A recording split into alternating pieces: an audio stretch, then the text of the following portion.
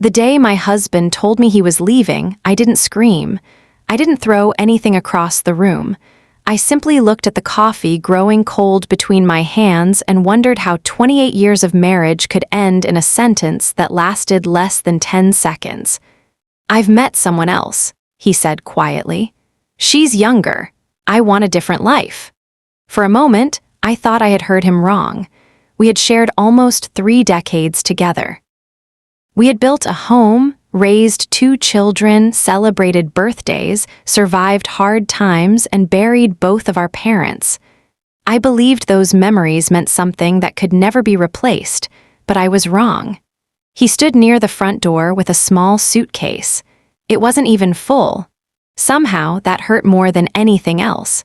It told me he had already packed the rest of his life long before he spoke those words. I smiled, not because I was happy, because I knew that if I started crying, I might never stop. "Are you sure?" I asked. He nodded without looking into my eyes. "I'm sorry." Those 2 words felt empty. They floated through the room like strangers. I watched him open the front door. The afternoon sunlight poured inside, warm and bright as if nothing terrible had happened. Birds were singing outside. A neighbor walked her dog across the street. The whole world continued moving while mine quietly fell apart. The door closed behind him. The silence that followed was louder than any argument we had ever had. I stayed in my chair for a long time. I don't know if it was 10 minutes or 2 hours. The clock kept ticking, but time didn't seem real anymore. Finally, I stood up and carried both coffee mugs to the kitchen sink. His mug still had half the coffee left. I poured it down the drain. That simple sound, the water washing away the last cup of coffee we would ever share as husband and wife, broke something inside me. For the first time that day, tears rolled down my face. Not loud tears, just quiet ones. The kind that come when your heart understands something your mind is still trying to deny. My name is Linda. I'm 54 years old, and until that afternoon, I believed my life was already written. I thought I would grow old beside the man I married when I was 26. I imagined grandchildren filling our living room with laughter. I imagined slow mornings drinking coffee together on the porch after retirement. Instead, I was standing alone in a quiet kitchen, listening to the refrigerator hum because there was no one left to talk to. People often think heartbreak belongs to young people. They imagine broken hearts happen in high school or after a first love, but heartbreak doesn't care about age. Sometimes it waits until you've spent half your life loving someone before it finally knocks on your door. That evening, our daughter Emily called. "Hi, Mom, is Dad home?" My throat tightened. "No," I answered softly. There was a pause. "Everything okay?" I looked around the empty house, his favorite chair, his reading glasses that he had forgotten on the side table, the family photo hanging on the wall, smiling back at me like it belonged to another lifetime. "No," I whispered. "Everything is not okay." Emily was silent for a moment. Then she said, "I'll be there." An hour later, she walked through the front door carrying a paper bag filled with groceries. She didn't ask questions right away. She simply hugged me. Sometimes the strongest comfort isn't advice. It's knowing someone refuses to let you face the silence alone. That night we made soup together. Neither of us ate very much. She finally looked at me and asked the question I had been avoiding. "What happened?" I took a slow breath. "Your father fell in love with someone else." Emily lowered her eyes. "How long?" "I don't know." She reached across the table and held my hand. "I'm so sorry, Mom." I nodded, trying to stay calm. "I'll be okay." The truth was, I didn't believe those words. Not yet. As the rain began tapping softly against the kitchen window, I realized something I had never understood before. The hardest part wasn't watching someone leave. The hardest part was waking up the next morning and realizing life expected you to keep going anyway. And I had no idea how to take that first step. The next morning, I woke up before the sun. For a few seconds, everything felt normal. I reached across the bed without thinking. My hand touched an empty pillow. That was when reality returned. I lay there staring at the ceiling. The house was so quiet that I could hear the old clock downstairs ticking. It sounded louder than it ever had before.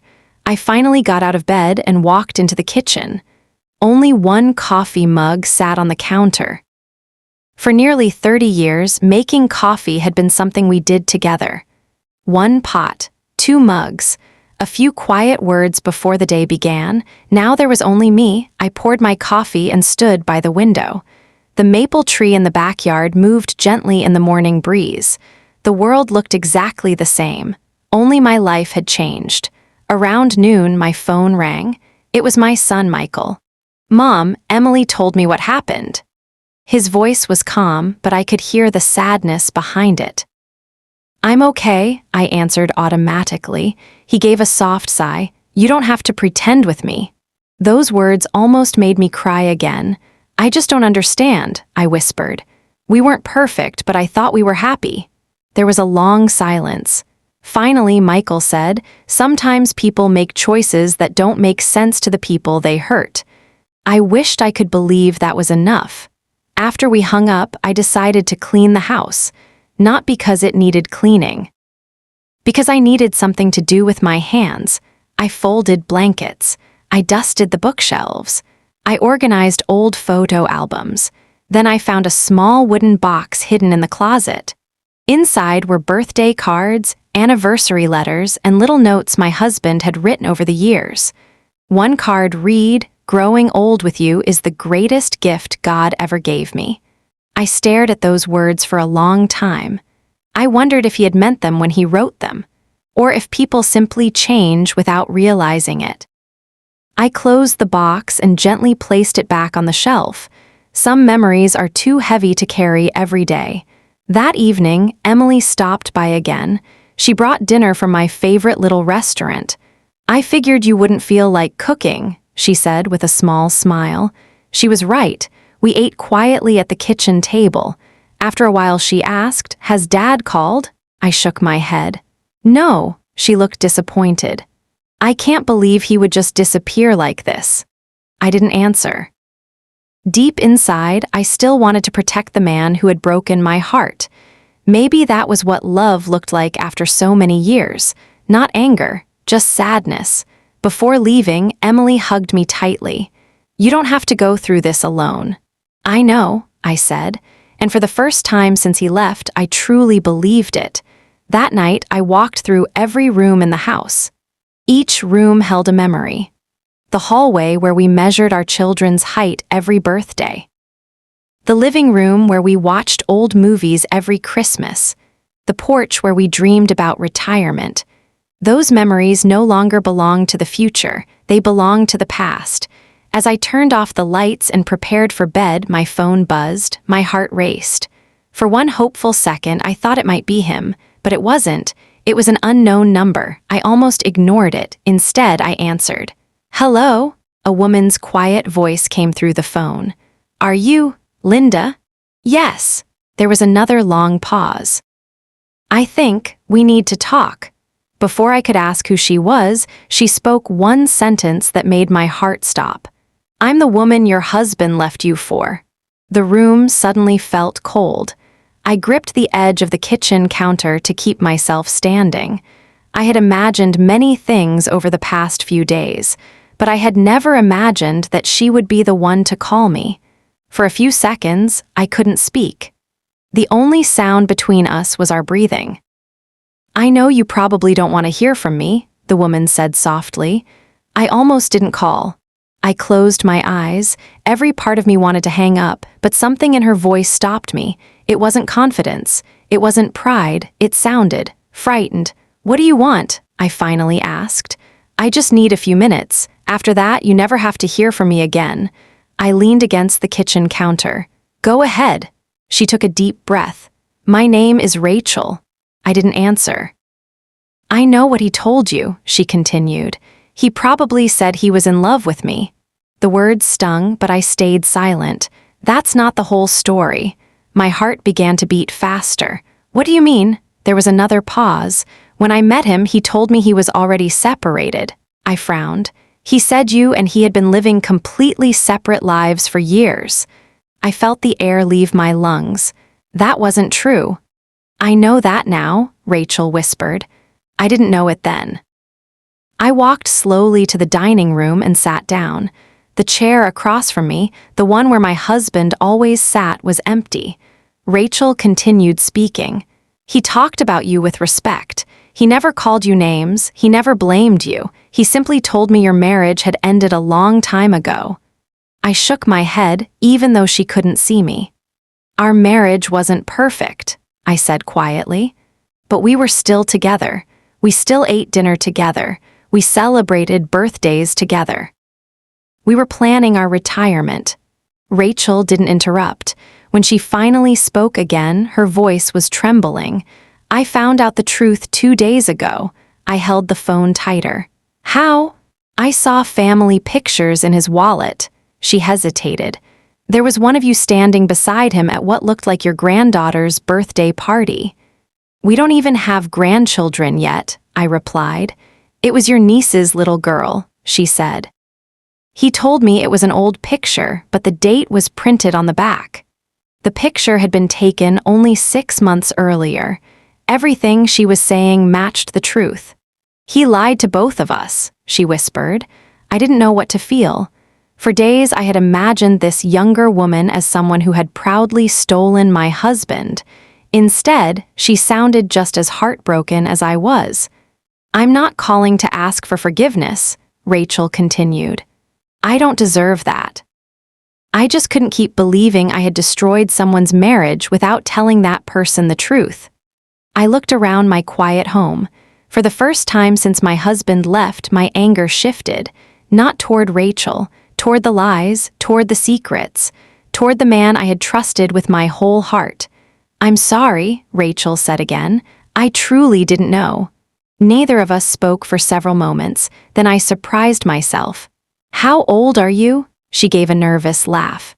36. Almost 20 years younger than me. I had imagined someone glamorous, someone who wanted to prove she had won. Instead, she sounded like an ordinary woman carrying her own disappointment. I ended things with him this morning, she said quietly. I blinked. You did? Yes. Why? Because if someone can lie for that long to the woman he spent nearly 30 years with, her voice cracked. One day, he'll lie to me too. Those words settled deep inside my heart. For the first time since my husband walked out that door, I realized something important. Neither of us had won. Neither of us had been chosen. We had both been hurt by the same man. Before ending the call, Rachel said one final sentence. I hope one day you find peace, Linda. After the line went silent, I sat alone in the darkness. I had expected that phone call to fill me with hatred. Instead, it left me with something much heavier. The truth. For the next few days, I couldn't stop thinking about my conversation with Rachel. I had spent so much time imagining her as the reason my marriage had ended. Now I knew she had been living inside the same lie I had. That realization didn't erase my pain, but it changed where I placed it. One rainy afternoon, I sat on the front porch with a cup of tea.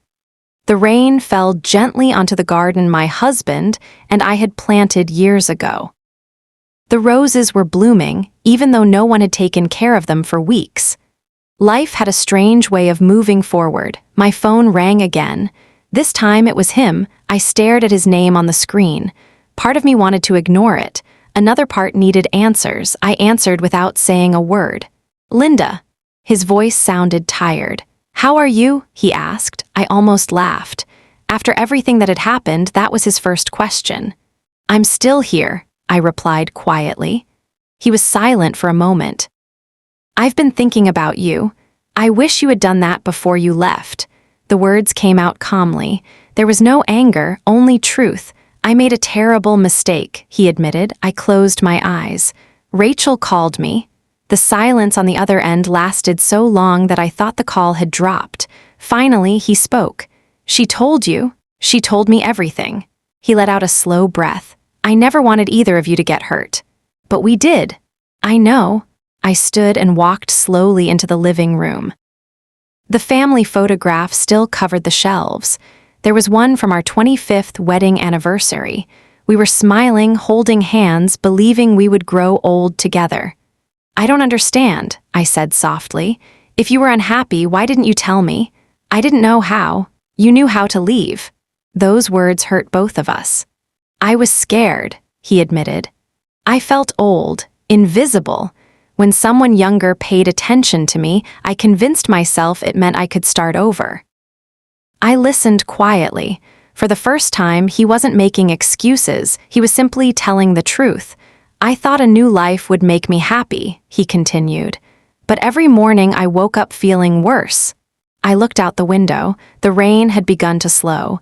Rachel left me yesterday. I know. You knew. She told me. He sighed deeply. I've lost everything. His words hung in the air. I remembered all the years we had shared, the vacations, the birthdays. The nights we stayed awake worrying about our children, the dreams we had built together. None of those memories disappeared because he made one terrible decision, but they didn't erase that decision either. I'm not calling because I expect you to forgive me, he said. I just needed you to know that I understand what I've done. For the first time since he left, I believed him, not because his apology erased my pain, but because I could hear the regret in his voice. Real regret doesn't ask for anything. It simply accepts the cost. I hope you find peace, I said. I don't know if that peace includes me. He began to cry quietly. It was the first time I had heard my husband cry in nearly 30 years. I'm sorry, Linda. I know. Those were the last words we spoke before ending the call. I placed my phone on the table and sat quietly for a long time. Outside, the clouds slowly opened, allowing warm afternoon sunlight to shine across the wet grass. For weeks, I had believed my life had ended the day my husband walked out the door. Now I realized something different. That chapter had ended, but my story hadn't. Some endings don't destroy us. They simply become the place where we begin again. And although I didn't know what tomorrow would bring, for the first time in many weeks, I wasn't afraid to find out. The weeks turned into months. At first, I counted the days since my husband had left. Then, without realizing it, I stopped counting. Life became quieter, but it also became lighter. I began taking morning walks through the neighborhood. I smiled at people I had only waved to before. I planted fresh flowers in the garden. Every small step reminded me that healing doesn't happen all at once. It happens one ordinary day at a time. Emily and Michael visited often. Sometimes they brought dinner. Sometimes they simply sat with me on the porch while we watched the sunset. They never tried to fix my broken heart. They simply stayed. I learned that love isn't always found in big speeches or dramatic moments. Sometimes love is someone showing up with a warm meal and saying, I'm here. One Saturday afternoon, Emily arrived carrying a box. I found these while cleaning my attic, she said. Inside were old family photographs. There was one of my husband and me on our wedding day. We looked so young, so hopeful. I smiled as I held the picture. I don't hate him, I said quietly. Emily looked surprised. You don't? Shook my head. No, she sat beside me on the couch. After everything he did, I hate the choice he made, I answered. But if I spend the rest of my life carrying anger, then I'll lose even more years than I already have. She reached over and squeezed my hand. I think that's the strongest thing you've ever said. A few days later, my phone rang once again. It was my husband. This time, I answered without fear. Hi, Linda. Hello. I just wanted to tell you something. I waited quietly. I've started seeing a counselor. His voice sounded different, not happier, just humbler. I've spent months blaming my age, my fears, and my mistakes, but the truth is I was the one who broke my promises. I listened without interrupting. I don't expect another chance, he continued. I know I don't deserve one. I appreciate your honesty, I replied. I only wanted you to know that I'm trying to become a better man. I hope you do. There was peace in my voice, real peace. Not because everything had been repaired, but because I no longer needed anything from him to move forward. Before hanging up, he said something that stayed with me. Thank you for giving me 28 beautiful years. I'm sorry I forgot how precious they were. I closed my eyes. So am I. After we ended the call, I walked outside. The sun was beginning to set. The sky was painted with soft shades of orange and pink. I remembered the woman I had been the day he walked out the door. She believed her life was over. She believed she would never smile again. She believed she had been abandoned because she wasn't enough. Now I knew the truth. His decision was never a measure of my worth. It was a reflection of his own choices. That understanding changed everything. Months later, our family gathered for Thanksgiving.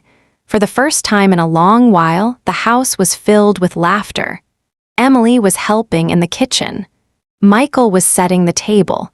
Music played softly in the background. As I looked around the room, I realized something beautiful. The family I feared I had lost was still here. It had changed, but it had not disappeared. Love had found a new shape. That evening, after everyone went home, I stood on the porch with a warm blanket around my shoulders. The stars were bright above me. The air was cool and peaceful. I whispered a quiet prayer. Not for my marriage, not for the past, but for the future. I prayed that my husband would truly become the man he wished he had been. I prayed that Rachel would find someone who loved her with honesty. And I prayed that anyone carrying a broken heart would remember this. The people who leave your life do not take your value with them. Your worth has never depended on someone else's decision to stay. Sometimes the hardest goodbye becomes the first step toward the life you were always meant to live. If you're hurting today, be gentle with yourself. Healing is slow. Forgiveness takes time, but every sunrise is another chance to begin again. And sometimes, the phone call you never wanted to answer becomes the very thing that sets your heart free.